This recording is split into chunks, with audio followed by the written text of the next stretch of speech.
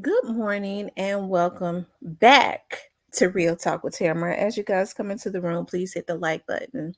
Also, if you have not subscribed to the channel, please subscribe to the channel. Subscribing to the channel helps to keep the video in the algorithm. So I want you guys to know how much I appreciate you, all of my subscribers that have been here with me from the very beginning. Okay, all of the new ones that is coming in. Okay. I wanted to talk about, I'm back to talk about Gucci Mane. As you all know, I just did a video. And in the video, I spoke about a video that I seen where they said that Gucci Mane did not do what he was supposed to do. Or he didn't, a lot of people are saying they don't feel like he was supposed to do it. But, my stance is different on that. And I'll say why. But he and his wife did post proof that they paid a total of $20,000 for Big Scar's funeral. And so a lot of people was reacting to the video that Big Scar's brother had put out, saying that Gucci Mane did not um, help out with the funeral and things of that nature. And he blocked the funeral home when they call, and also saying that he had to pay for his wife's birthday was coming up and he needed to buy her something or something to that nature for her birthday. Well, they have since posted receipts, and Keisha said, leave, she posted receipts and, leave my husband alone. And so, a lot, hey, I'm one to, if I put out some information and then proof comes out that it was not accurate, and it appears that that part was not accurate, I'll come back and say it. They did post proof. He posted it on his Instagram. And so I could say, he paid $20,000. Now, even when I posted the first video, now my stance on what I said, everything else that I said in that video, I stand on that. I stand on what I said. But as far as that was wrong. That information, he has posted proof that he did. Now, a lot of people are saying, that they don't feel like he should have paid for a grown man's funeral. And then somebody posted, that they don't have any empathy or sympathy for somebody that was on drugs. Well, first of all, I don't really know, we don't know how Big Scar died. They have not officially said how he died here. And if he did die of an overdose, who's to say somebody didn't overdose him? Nobody can safely say that. Okay. So anybody try to get on my page and argue with me about what nobody overdosed him, then that means that they was there with him, right? Because we don't know what happened. So it's easy for me to speculate if it was a drug overdose. Many people are saying that it is, but hell, I don't know. Somebody could have gave him something. I don't know. Okay. I don't put it past a whole lot of these people. I'm not saying Gucci Mane did it. I'm just saying I don't know.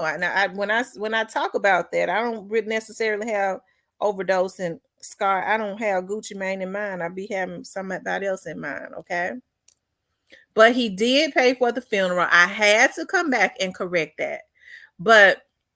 I know people were saying that he shouldn't pay for Big Scar's funeral. First of all, yeah, I do feel like he has a responsibility because Big Scar, I'm told, wrote the majority of his music, and I'm willing to bet all of that music is licensed to 1017.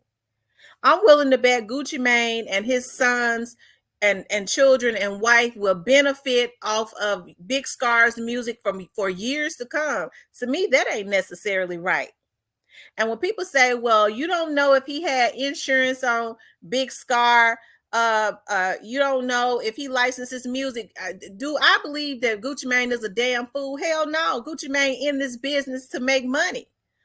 And those are the practices of the record labels. He ain't going to be the one that decides to deviate from that. The only person that I saw that was truly had a practice where they was trying to create generational wealth for the artist was Dolphin. Y'all see what they did to him. So when people say, well, he ain't got no obligation, how we know Gucci Mane, he wasn't due for a check or something like that? I don't know. Okay. I don't know. But yeah, I do. I feel like he got a responsibility to him. Okay. He get ready to make, I'm sure those record sales have tripled since Scar has died. And Gucci Mane was the beneficiary of that. Do I think that he had an insurance policy on him? Hell yeah, I believe it. I'd be a damn fool not to believe it. Just because Gucci Mane is an artist that many like, and I'm not trying to dog out Gucci Mane, okay? It don't mean that his record, why wouldn't he practice business the way that many have practiced business? He's a businessman first, okay? So a lot of what I said in that video, I stand on that. I'm not going to take that back. Other than he showed receipts, he showed them, and I have to give a man that they paid, and I'm glad that they did pay. Okay. But as far as what I was saying about Gucci, a lot of these record heads, instead of looking at these little dudes as numbers, I think they should collectively get together, okay, and try and really help these young dudes as far as getting their lives right. If nothing else, I can't sign you if you're on drugs, okay? Or if you see that an issue comes up, okay, as far as drug use after they've already signed, then I need to help you get into a rehab, right? I still stand on that. Because at this point, with these little dudes coming from nothing, they coming out of poverty. If you tell them you got to get yourself right before I can help you to really make some money, because I need for your mind to be right, I can guarantee you, if you're working with them and you show them that, they can do it, especially if you get them some help. But it is not conducive. And I'm not talking about Gucci Mane. I'm just talking about a lot of them all the way across the board. It is not conducive to the record industry for them to ever be clean. That's the reason why they put women on them. They give them, they introduce them to drugs that they never had before, and a whole lot of other shit, so that they can always be mentally messed up, and they can never have the to or the mindset to ever learn the industry, because they always so stoned out. Why not teach them the industry? Is not conducive to them for them to learn that, right? So I stand on that. What I said in the other video, I stand on everything except for he didn't pay for that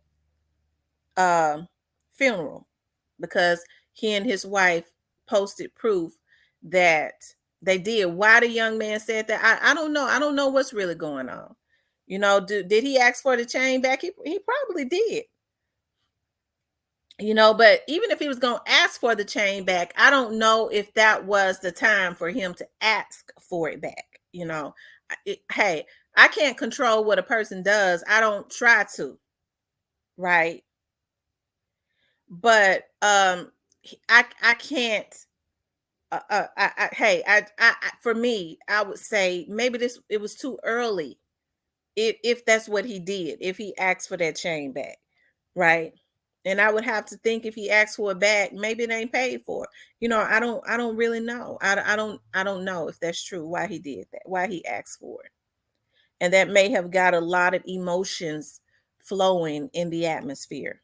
That could have been it, right? Because people, when they get mad at you, they lie on you. I'm telling you, when they get mad at you, they are emotionally unstable. And we can't say that it just come from the young folks, because you see a bunch of old crusty folks doing it. They'll lie on you in a minute when they get mad at you. Start putting stuff in the atmosphere, trying to defame your character. That's what they do. Right? So that could have been it, because they got mad about him asking for that chain.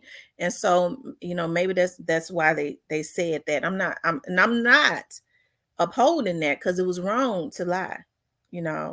But at the same time, he did post the receipts, and I'm glad that he did that. But as I said, I definitely do stand on that. These record labels need to do better by these young men. And I'm not just talking about in Memphis, I'm talking about all the way across the board, because there are hoods um, in every city. Okay. And there's talent in every city. And it is a repetitive cycle of what they're doing to these young men. And you have more and more Black men that are getting record labels and getting funding from the white record companies. They have to get funding from these white record companies to get their labels going and to keep the money flow going. And they do whatever is necessary to pay them folks back and to get interest on top of that. And unfortunately, they become dogmatic. They stop looking at, I believe, these artists as human beings and start just looking at them strictly as a number. And that is inhumane. So I stand on that. That needs to change. Not just with Gucci Mane, but I'm just talking about with any and everybody, right? And start helping to teach these young men generational wealth. So do I feel like that he had an obligation to pay for the funeral? Sure do. That's my opinion. I do.